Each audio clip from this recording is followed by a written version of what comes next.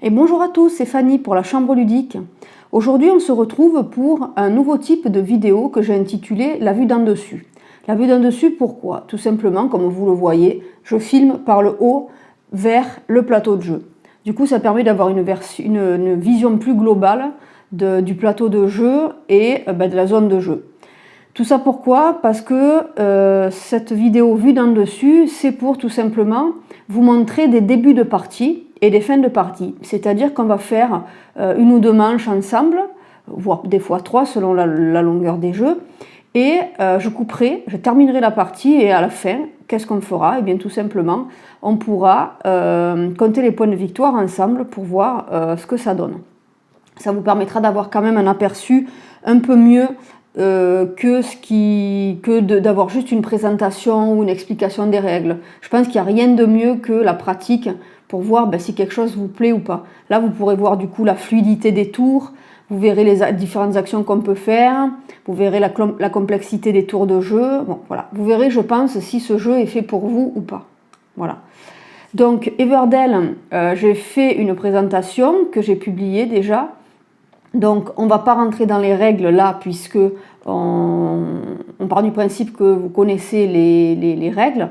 Là, on part juste sur le solo. Donc, à partir de là, le solo, qu'est-ce qu'il fait? En fait, vous allez avoir un adversaire fictif, Paillasson, qui va vous bloquer des lieux et qui va vous enquiquiner au niveau de la prairie, puisqu'au fur et à mesure des manches, il va bloquer des espaces que vous ne pourrez plus récupérer. Donc, première manche, première saison, il va vous bloquer les 3 bois ici et il va vous bloquer cette carte-là qui est en fait l'action de piocher 3 cartes et un galet. Et puis au fur et à mesure des tours, quand il récupère, enfin des manches, quand il récupérera ces meeples, eh bien on va déplacer les meeples déjà existants et on prendra les meeples de l'arbre éternel qu'on viendra placer ici pour bloquer les cartes. Voilà. Donc à son tour de jeu, qu'est-ce qu'il va faire? Il va simplement, c'est uniquement lorsque vous allez jouer des cartes que lui jouera des cartes aussi. Donc vous lancerez le dé. Là on est sur le 1, donc il récupérera la première carte qu'il prendra avec lui. Et du coup, qu'est-ce qu'il pourra faire? À la fin d'une saison, s'il peut revendiquer un des 4 objectifs de base qui en fait demande d'avoir un certain nombre de cartes dans sa ville, eh bien, pourra les récupérer si vous ne les avez pas déjà réclamées. Voilà. Donc, notre ville, à nous, c'est maximum 15 cartes. Par contre, Paillasson, c'est indéfini. Donc, il peut en avoir bien plus que 15. Voilà. Donc, les objectifs, quels sont-ils? Alors, je vais vous les montrer et après, on commencera la partie. Alors, on a moine, donjon. Voilà. On va avoir colporteur, épicerie. On va avoir le juge et la reine. Et on va avoir le sentier des pèlerins. Voilà. Donc, tous ces objectifs-là sont des objectifs supplémentaires spéciaux que je peux faire, en plus des objectifs de base. Alors, ils n'appellent pas ça des objectifs, ils appellent ça des événements. Alors, du coup, on va commencer. Alors, je vous montre un petit peu ma main de cartes. Voilà. Alors, qu'est-ce qu'il nous faut pour démarrer la partie? Donc, bien sûr, je ne l'ai pas précisé, mais on est sur la vidéo Everdell, la vue d'en dessus. Voilà. Donc, monastère vagabond. Pour l'instant, il n'y a pas de... Alors, je ne sais pas si j'ai pas vu... Non, je n'ai pas de vagabond. Juge, reine. Il y a une reine ici. Il n'y a pas de juge nulle part. Colporteur, épicerie. J'ai un colporteur. J'ai pas d'épicerie. Et moine et donjon. Moine et donjon. Donc, on peut faire des choses puisqu'il y a quand même 3 des objectifs où j'ai déjà la moitié des demandes requises. Alors, ce que je vais peut-être faire, puisqu'on est au début de partie, il faudrait peut-être que je construise je vais peut-être construire quelque chose qui peut me faire rapporter. Donc je vais construire, je vais prendre 2 bois et une carte. Alors, la barque aux brindilles, ok, qui me permettrait de gagner du bois. Donc ça peut être intéressant. Et donc, deuxième action, mais du coup, si je fais ça, 2 résines et une brindille, c'est peut-être ça que j'aurais dû faire. Ok, donc, ce que je vais peut-être faire, c'est venir ici. Est-ce qu'il n'y a pas mieux à faire?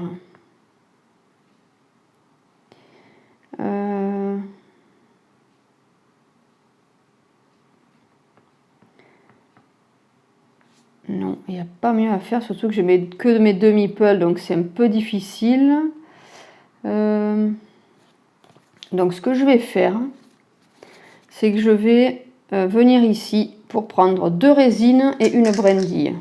2 résines, une brindille.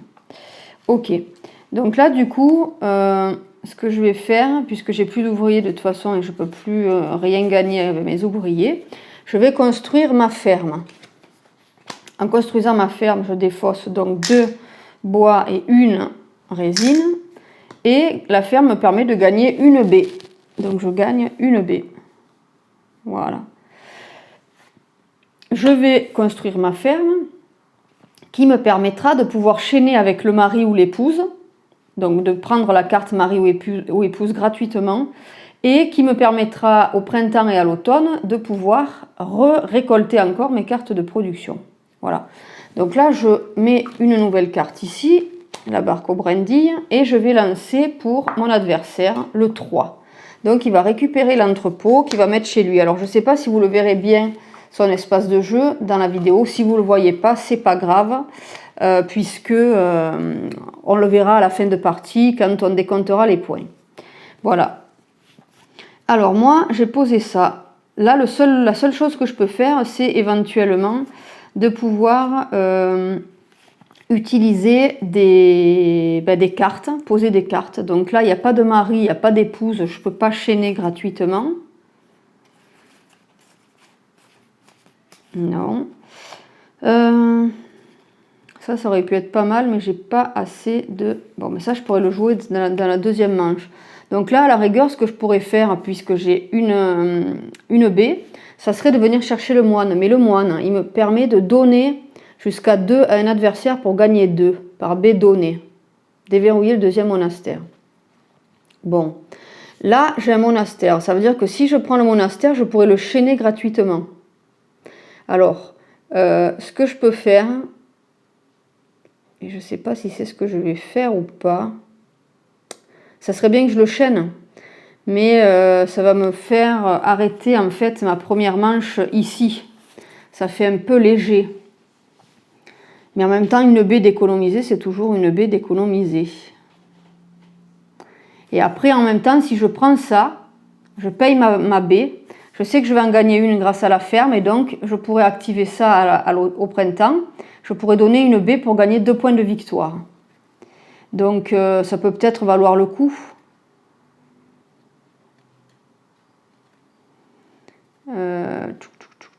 Ça peut valoir le coup.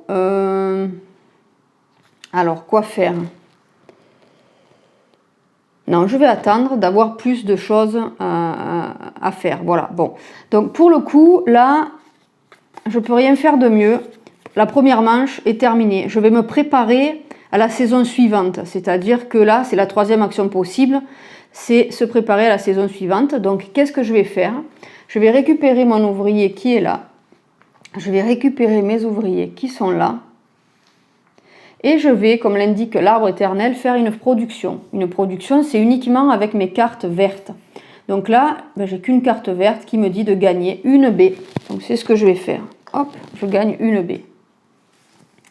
Voilà.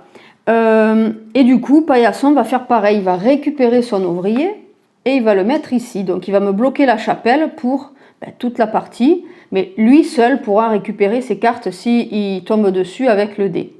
On déplace cet ouvrier ici qui va me bloquer de la résine et on va le déplacer ici qui va aussi me bloquer de la résine et des brindilles. Ok. Alors, qu'est-ce que je peux faire? On a dit que je voulais construire le monastère et le moine. Donc, le monastère et le moine, qu'est-ce que je peux faire? Là, je peux gagner du bois avec ça. Alors, pour les objectifs là-haut, on a dit monastère et vagabond. Bon, pour l'instant, monastère, ok. Colporteur, reine. Ok, moine, donjon. Bon, pour l'instant, il n'y a pas grand-chose. Mais voilà, si je pose les ruines, voilà, je peux récupérer le colporteur gratuitement. Mais ça me fait défausser une construction de ma ville. Et je ne vais pas détruire une ferme, ça serait dommage. Donc ce que je vais faire, c'est que je vais aller chercher, alors 1, 2, 3, 4, 5, 6. Alors ce que je vais faire, c'est que je vais venir ici, je vais récupérer 3 cartes et un galet. Malheureusement, je peux récupérer pas 3 cartes parce que j'en ai déjà 1, 2, 3, 4, 5, 6. Je peux en récupérer que 2. Dans ce jeu-là, on ne peut pas aller au-delà de ce qu'on peut en limite des 8 cartes. Voilà. Donc, ça signifie que si là, j'aurais dû en piocher 3, mais je ne peux pas parce que sinon, ça me ferait 9 cartes. Alors, donc là, j'ai pioché une ferme et un clocher. Très bien. Donc, mon galet, que je ne l'oublie pas, voilà, j'ai mon galet. Donc, ce que je vais faire, c'est que je vais donc donner un bois, un galet, une résine. Je vais construire ce monastère qui va me permettre de pouvoir donner des ressources à un adversaire pour gagner 4 points de victoire. Donc, c'est plutôt pas mal. Mais ça va m'obliger à laisser un ouvrier ici. Alors, c'est très bien thématisé parce que vous voyez, un monastère, quand les moines rentrent au monastère, ben, ils n'en sortent plus. Donc effectivement, une fois qu'on a mis l'ouvrier, il reste au monastère. Et ici, vous avez, alors je ne sais pas si vous allez bien le voir, mais sur ce genre de carte, ici vous avez un emplacement, donc ça veut dire que vous pourrez mettre un ouvrier. Et ici, vous aurez un autre emplacement qui ne pourra être déverrouillé que si vous avez une autre créature en question. Et là, c'est bien sûr le moine, puisque vous pouvez chaîner. Dès lors que vous avez le moine chez vous, vous pourrez utiliser les 2 emplacements du monastère. Donc, moi, je pose mon monastère ici. Pour l'instant, je ne m'en sers pas, puisque c'est un emplacement où je dois poser un ouvrier pour l'activer. Et je vais faire le tour de paillasson. Carte 1. Donc, justement, il va récupérer sa chapelle et il va se mettre un bureau de poste. Bureau de poste que je ne pourrai pas aller chercher. Alors, deuxième chose, comme vous vous en doutez, je vais venir chaîner, et là vous voyez bien le chaînage, je vais chaîner le moine avec le monastère. Voilà. C'est-à-dire que ici, sur le monastère, vous avez une petite indication qui vous dit que vous pouvez chaîner avec le moine. Et sur le moine, vous avez l'indication en haut qui vous marque monastère. Donc à partir de là, si j'ai le monastère, je peux mettre cette petite rondelle ici sur le moine et dire que je l'ai utilisé pour recruter mon moine. Et du coup, au lieu de payer une baie, je ne paye rien du tout puisque j'ai payé en chaînant tout simplement. Voilà. Donc je remets une carte, on va faire le tour de paillasson et je vais appliquer l'effet de mon moine. 4, 1, 2, 3, 4. Donc lui récupère la reine. C'est dommage parce qu'elle m'aurait bien intéressé pour un des objectifs. Top minière. Ok. Alors le moine, il me dit quoi? Je peux donner jusqu'à 2 baies à un adversaire pour gagner 2 points de victoire par baie donnée. Et il me permet de déverrouiller le 2e monastère. Donc, est-ce que je donne mes 2 baies maintenant?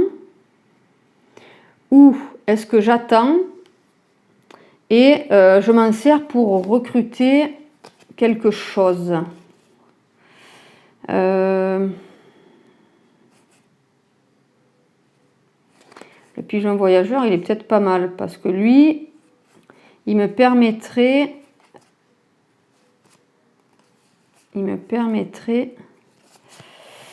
de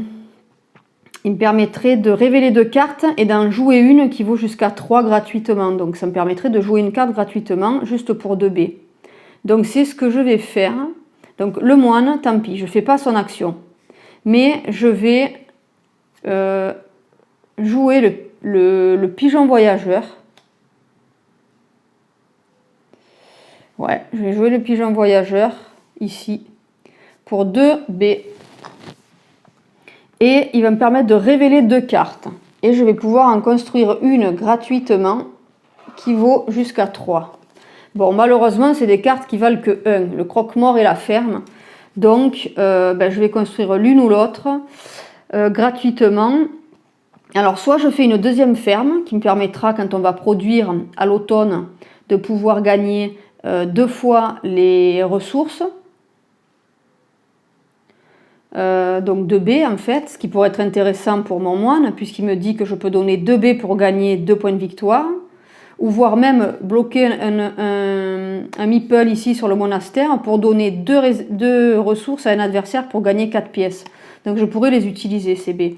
Le croque-mort, qu'est-ce qu'il me dit? Il n'est pas nécessaire dans aucun des objectifs défausser 3 cartes de la prairie, réapprovisionner, puis piocher une carte de la prairie, déverrouiller le second cimetière.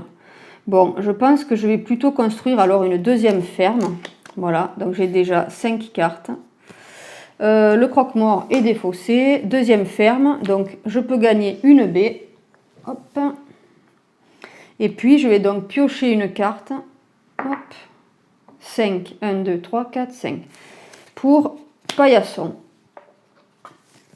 Ok. Alors, qu'est-ce que je peux faire? Là, j'ai encore pas utilisé mes ouvriers. Enfin, si j'en ai utilisé qu'un. Qu'est-ce que je peux faire? Pour l'instant, pour chaîner, je peux chaîner qu'avec des maris et des épouses que je n'ai pas. Là-haut, j'ai besoin du monastère. Il me faudrait le vagabond.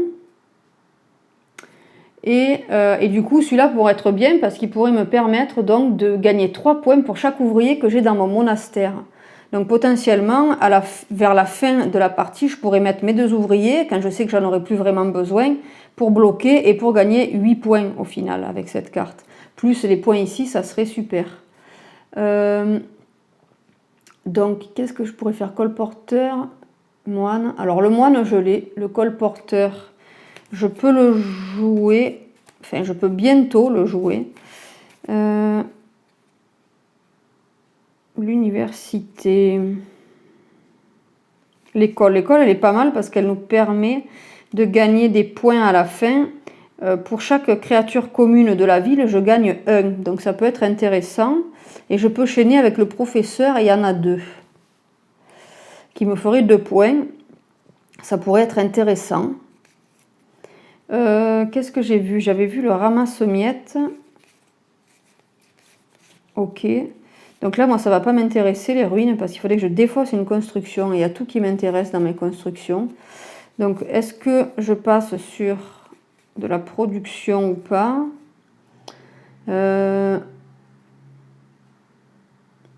Top minière, barque, entrepôt. Donc là, j'ai les 2 emplacements qui récupèrent beaucoup de résine. Alors, ce que je vais faire, c'est que je vais récupérer. Je vais peut-être essayer du coup d'avoir des cartes comme ça pour pouvoir gagner des choses plus tard. Donc, ce que je vais faire, c'est que je vais prendre mon ouvrier pour venir récupérer 3 bois. Comme ça, je les aurai. Je vais aller chercher avec cet ouvrier-là un galet. Et du coup, je vais pouvoir poser la barque aux brindilles. Mais je vais peut-être pas, 1, 2, 3, 4, 5, 6, 7, je vais peut-être pas poser les miennes. Je vais peut-être poser celle-là. Ça me permettra de faire venir quelque chose de nouveau. Donc, je pose ma barque aux brindilles pour un galet, un bois. Et je peux gagner 2 bois immédiatement. Donc là, j'ai pas mal de bois. Je pourrais faire des constructions. Comme vous avez dû vous en apercevoir, en fait, les créatures qui sont donc les animaux, en fait, les personnages, vous pouvez les recruter avec des baies. Pour tout ce qui est construction, c'est plutôt le bois, la résine et les galets. Voilà. Ok, donc là, j'ai ça. Qu'est-ce que je peux faire? Oui, donc j'ai sorti un clocher. Alors. Ah, en plus, je viens de voir qu'il manque quelque chose. Parce que j'ai 1, 2, 3, 4, 5, 6 cartes. Et paillasson n'en a que 4. Donc en fait, j'ai dû oublier à un moment. Alors 5, donc déjà il prend celle-là. Et je vais piocher sa deuxième carte, puisqu'a priori j'ai oublié 4. Donc il récupère la taupe minière. Voilà. Donc lui, il est en bonne voie pour commencer à faire l'objectif de base qui demande 4 cartes de production verte. Donc du coup, il peut me la faire passer sous le nez. Bon, moi j'en ai 4. Donc en fait, j'aurais pu la demander. Mais j'ai plus de meeple. Donc, tant pis pour moi. J'espère qu'il ne va pas me passer devant. Donc, soit j'essaye de poser une carte maintenant, mais il risque de me piquer l'objectif sur les cartes production. Soit je ne sais pas trop. Bon, on va voir. Qu'est-ce que je peux faire là? Ok. Très bien.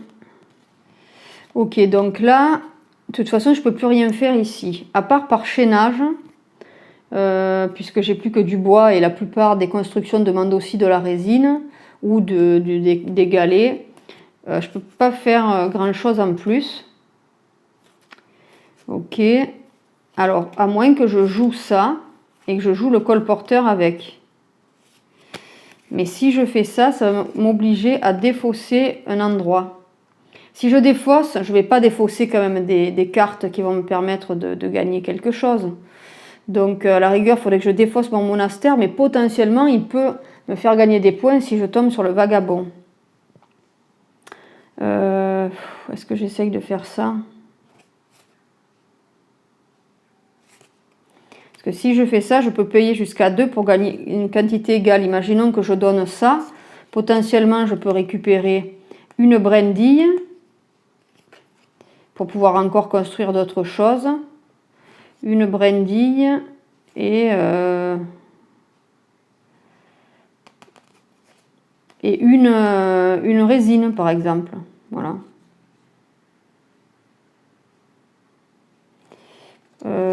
Qu'est-ce que je vais faire? Ouais, je vais peut-être faire ça. Mais ça m'embête quand même de casser mon monastère, là.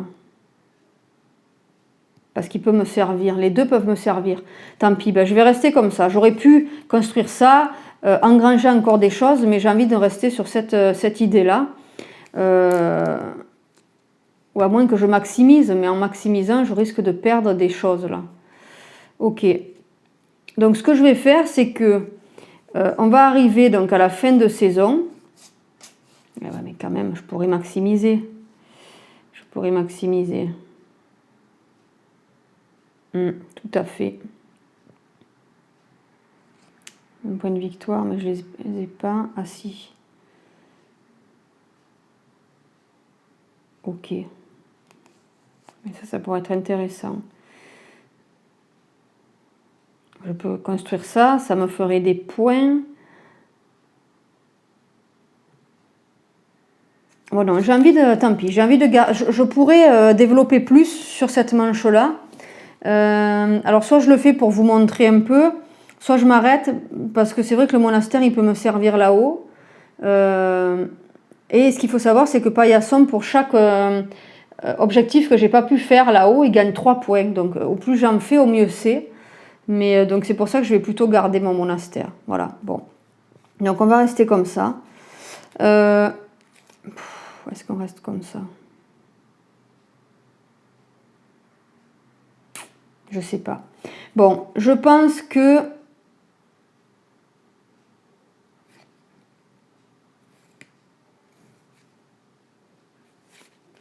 Ok. Donc là, moi, je vais m'arrêter là-dessus. Et je vais récupérer, donc, je vais me préparer à la saison suivante. Je vais récupérer, donc, mon meeple et mes autres meeples. Donc, du coup, vous voyez, ça m'en fait un supplémentaire. Et je vais pouvoir piocher 2 cartes de la prairie. Alors, j'ai quoi? 1, 2, 3, 4, 5, 6, 7. Donc, malheureusement, je pourrais en piocher qu'une.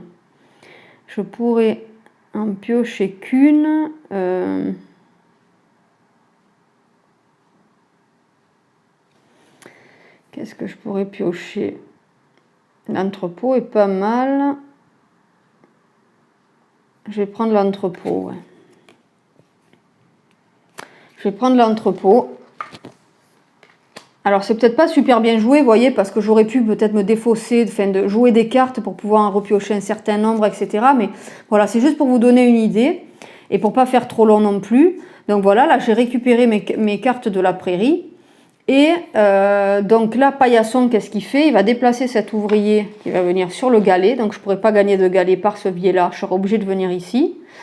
Il va déplacer celui-ci là-bas. Donc je ne peux plus prendre 2 baies et une carte.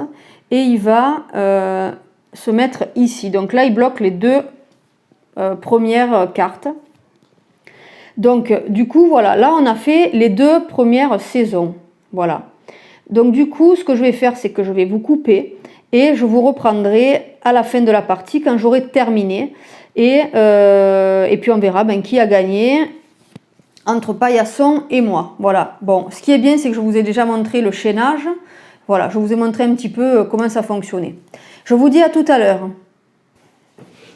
Voilà les amis, la partie vient de se terminer. On va donc compter ensemble les points. Comme vous pouvez voir, ça s'est peuplé. Voilà, donc, qu'est-ce qu'on va compter? Alors, on va compter les points de Paillasson. Paillasson, il va compter déjà 2 points par carte qui n'est pas... Alors oui, en plus, j'ai oublié de lui faire récupérer ses objectifs. Donc, il récupère ça et il récupère ça. Voilà. Donc, il a ça en plus, Paillasson. Donc, il compte 2 points par carte qui n'est pas une carte violette. Alors, il va compter 2, 4, 6, 8, 10, 12, 14, 16, 18, 20, 22, 24, 26, 28, 30, 32. 32. Il compte pour les cartes violettes 3 points. Donc, 32 et 3, 35. 35, il compte les objectifs. 35 et 3, 38, 39, 40, 41. Donc, 41 points.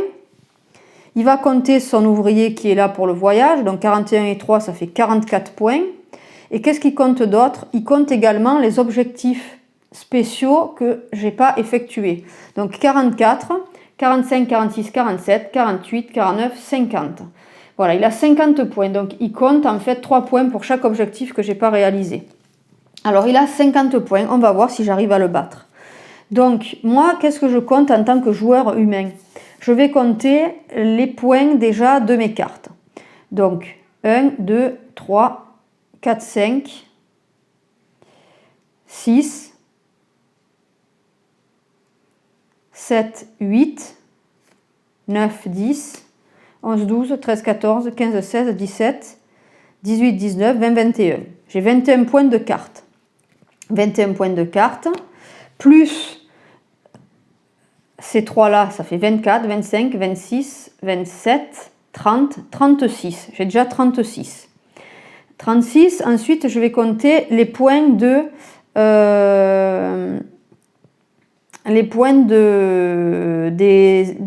cartes violettes. Donc j'ai dit j'en étais à 36, si je ne m'abuse.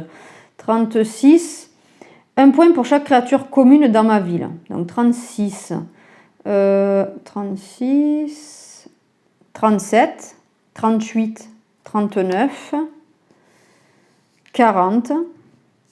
Donc là, j'ai déjà 40 points. 40 points plus l'architecte qui me dit que je gagne 1 point pour chacune de mes résines égalées inutilisées. Alors, je ne sais pas si ceux-là, ils sont inutilisés parce que je peux placer en fait des ressources pour gagner des points ici. Donc, je suppose qu'ils sont utilisés pour ça et que je ne peux pas les utiliser pour mon architecte. Bon, donc du coup, l'architecte, il compte rien en fait. Donc là, j'étais à, combien je vous ai dit, 40. 40 plus mes objectifs. Donc 40 et 3 pour chaque prisonnier dans mon donjon. Donc dans mon donjon, j'ai un seul prisonnier, c'est le pigeon voyageur. Donc j'ai 3 points, ça me fait 43. Et ici, je peux placer des ressources pour gagner des points. Donc 43, 45, 46, 47. Donc là, j'ai 47 points. Si je ne m'abuse, si j'ai pas mal compté, parce qu'effectivement, en live, j'ai un peu du mal. Donc, du coup, j'ai dit quoi? 47, c'est ça? Ouais. Donc 47 points à 50.